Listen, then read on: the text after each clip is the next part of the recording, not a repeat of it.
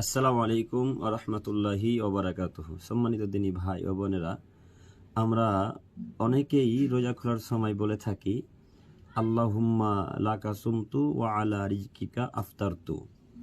এই দোয়াটা আমরা অনেকেই পাঠ করে থাকি। এই দোয়াটা একেবারে ভিত্তিহীন, এই দোয়াটা চলবে না। এটা রোজা খোলার দোয়া নয়। রোজা খোলার দোয়া হচ্ছে শুধু বিসমিল্লাহ। রোজা খোলার দোয়া হচ্ছে শুধু বিসমিল্লাহ। আমরা অনেকেই ছোটতে বলেছি বা অনেকেই এখনও বলে থাকি রোজা খোলার দোয়া বলে জানি আল্লাহুম্মা লাকা সুমতু ওয়া আলা রিজকিকা আফতারতু। এই হাদিসটি ঠিক নয়, এটা ভিত্তিহীন, এটা জয়ীফ হাদিস। অতএব আমি আমার প্রিয় দিনী ভাই ও বোনদের অনুরোধ করে বলবো, এই দোয়া বর্জন করুন, এই দোয়া ত্যাগ করুন। এই দোয়া আজকের পর থেকে আর পাঠ করবেন না। রোজা খোলার শুরুতে শুধু বলবেন বিসমিল্লাহ, আর খাওয়া শেষে বলবেন আলহামদুলিল্লাহ, অথবা বলবেন যাহাবাদ দামাউ আবদাল্লাতিল উরুকু ওয়াসাবাতাল আজরু ইনশাআল্লাহ। এই দোয়াটি পাঠ করবেন। অনেকেই আমরা রোজা খোলার দোয়া আল্লাহুম্মা লাকা সুমতু ওয়া আলা রিজকিকা আফতারতু বলে জানি।